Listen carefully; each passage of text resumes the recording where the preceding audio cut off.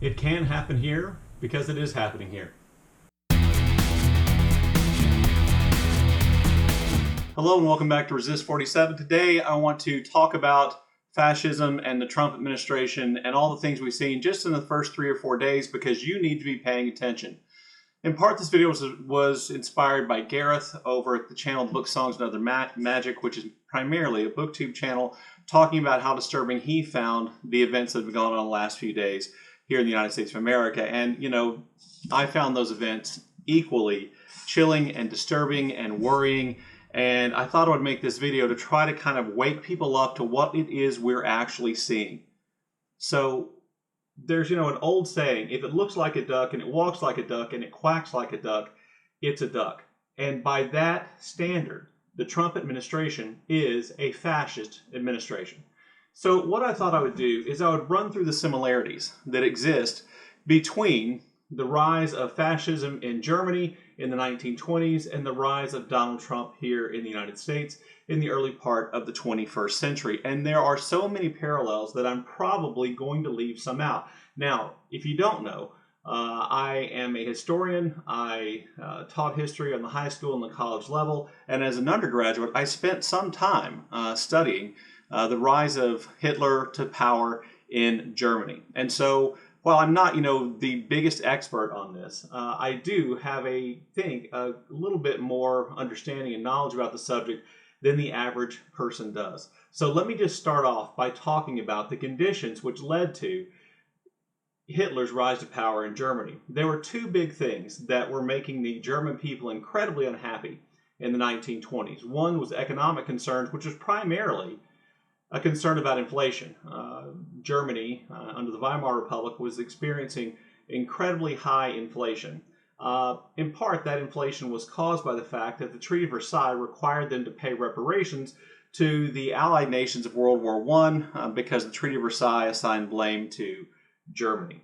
So notice the parallel between what led to, or what, some of the things that led to Trump's election in 2024 and some of the things that led to Hitler's rise to power. In the United States, we experienced during the Biden administration really high inflation in those middle 2 years, which was caused by the crisis of COVID. Germany experienced really high inflation caused by the crisis of World War I. A lot of what people in the United States were unhappy about in the lead up to the 2024 election was the amount of money we were sending to Ukraine and to foreign countries. In other words, we were sending money out of the country. Notice that a lot of Germans were unhappy because the Treaty of Versailles required them to send money out of the country. And into this vacuum steps a populist political leader. Now, I am not one of those people who is under the spell of whatever charm it is Donald Trump has, and I don't think I would have been one of those people who was under the spell of whatever charm it is that Hitler had. But we have to admit they have some kind of populist charisma. There is something that appeals to lots of people about their message, about the men, about the way they go about it, and they both preach a similar message. Hitler's message was that Germany was too important, too powerful, too perfect a nation to being treated the way it was by the international community. That Germans were the best. Everything about Germany was great. And that he promised to return Germany to greatness and begin this 1,000-year Reich. Please notice that, Trump's campaign slogan this time and last time was "Make America Great Again." And he focused on the idea that the United States was in decline, that we had enemies inside and outside who were tearing the United States down and causing the United States to fall apart. And if you just gave him power, if you elected him, that he would make America great again. And I don't know if you noticed in his inauguration, but he talked about this being the dawn of a golden age of the United States of America. Even the rhetoric is similar. Their messaging is similar. And it basically goes like this. Hitler said to the German people, "You're great." Trump says to the American people, certain American people, "You're great." Okay? Hitler said, "Our problems are not your fault." Trump says our problems are not great Americans' fault. Hitler says our problems are the fault of these group of people. And he listed minority groups. He listed, or ethnic minority groups, including the Jews and the Romani and others. He listed people who were members of LGBTQ communities. He listed socialists and communists. Notice who Trump blames for the problems of the United States of America. the immigrant. He's speaking specifically about non-white immigrants. He blames the immigrant. He blames trans people in the LGBT community, and so do his followers. And he blames, efforts in the United States government to create what he calls socialism and communism. And all this, it serves to rile up fear about the destruction of the United States here in the United States in 2024, as it did in Germany back in the 1920s. And it helps to build Hitler's popularity in the 20s, just as it helped build Trump's popularity in the 2020s. That message resonates with people who are feeling unsettled, who are feeling like things are not going the way they want them to. And they're looking for somebody to blame. And that's what both Trump and Hitler did. So Hitler, as we probably know, was focused on this idea of Aryanism and pure Aryan citizens, which is, a eugenics fallacy about the ability to create a pure race of people. Now, this is where Trump is different. He's canny enough to know that the United States is far too, multi-ethnic to talk about pure blood, but he does try to separate what he thinks of as real citizens from people who should not be citizens. Oftentimes there are racial overtones of that, but Hitler talked about Aryanism and promoted Aryanism and this kind of idea of pure race.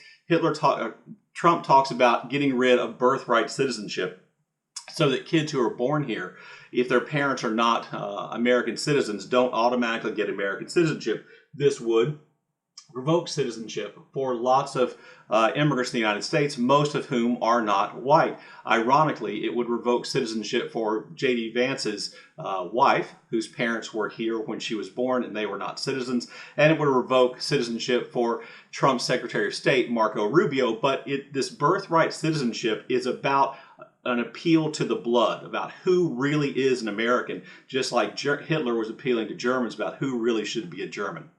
One of Trump's big promises is to deport illegal immigrants. Just yesterday, the House passed a resolution allowing or funding or authorizing Trump to set up deportation camps.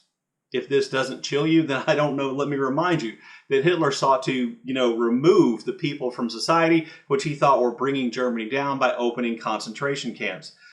Just yesterday, Trump got rid of, through executive order, of a rule that had been in place since 1965, which guaranteed equal treatment to women and ethnic minorities and religious minorities and veterans and the disabled when it comes to hiring and getting government contracts. Hitler did something similar by passing the Nuremberg laws, which restricted the rights and protections of certain groups of people to benefit others. That's the same thing that's going on here. Hitler talked about expanding German territory, and we know one of the things that eventually led to World War II was Hitler's demand for increasing amounts of territory. The Sudetenland of Czechoslovakia, the Danzig corridor in Poland, the Anschluss with Austria, demanding recontrol of the Rhineland and the Saar and the Ruhr industrial regions. Notice that Trump, in the lead up to 2024, and still is talking about American territorial expansion for the first time in hundreds of years. He's talking about buying Greenland, retaking the Panama Canal, annexing Canada. Territorial expansion is an inherently fascist idea because the idea is that our country is so exceptional, we should be able to do whatever we want to do.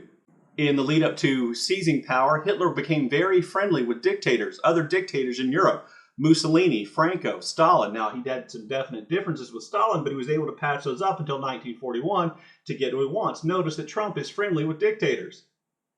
Putin, Xi, Un. He's friendly with dictators. In addition to that, another group that Hitler scapegoated and spread fear about were socialists and communists. Notice that MAGA and Trump are very much spreading fear about socialism and communism. Everything they don't like becomes a socialist thing or a communist thing. And then also notice that both Hitler and Trump relied on using the military to carry out their goals. Trump has already moved thousands of U.S. soldiers to the border. For what purpose, we don't know exactly, but there's also rumors he's going to authorize the military to help and round up people and get them involved in deportation and in finding people who are here illegally. This is also something that Trump did. And another thing that is a similarity between Hitler and Trump is that Hitler relied on young men who were unhappy.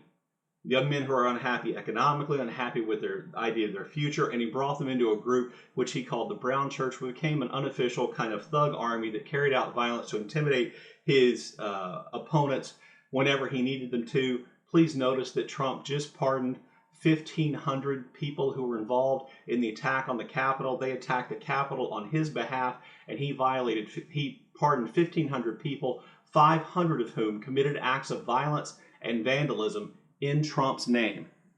He didn't let them out because he loves them. He let them out because he wants to use them, just as Hitler used the Brown Church. Now, I know I kind of got a little scattered in my thoughts here, but surely by now you see the parallels between fascism, as was practiced in Germany under Hitler, and what Trump is attempting to and has already begun to do here in the United States. If you don't see those connections, it's because you don't want to. Now, the last thing I want to talk about is the farcical defense of Elon Musk for giving the Nazi salute at an event associated with the Trump inauguration. I've heard two things that suggest that an attempt to suggest that what Musk did was not actually Nazi salute. One, they blame it on his neurodivergence. Oh, he's neurodivergent. He doesn't know what the right thing to do and the wrong thing to do is. You know, as someone who lives with a neurodivergent person, I can promise you autism did not make Elon Musk give the Nazi salute. You know, maybe if Elon Musk didn't have a history of supporting and promoting fascist rhetoric like the Great Replacement Theory, or supporting, far-right radical fascist parties in elections that are taking place or set to take place in Europe, maybe if he wasn't associated with fascism, we might assume that this was just some kind, you might be able to argue, even though it would be wrong, you might be able to argue that this was just some kind of, outburst of enthusiasm. The second thing I've heard is that, he wasn't doing the salute, he was signaling that he was giving his heart to the people.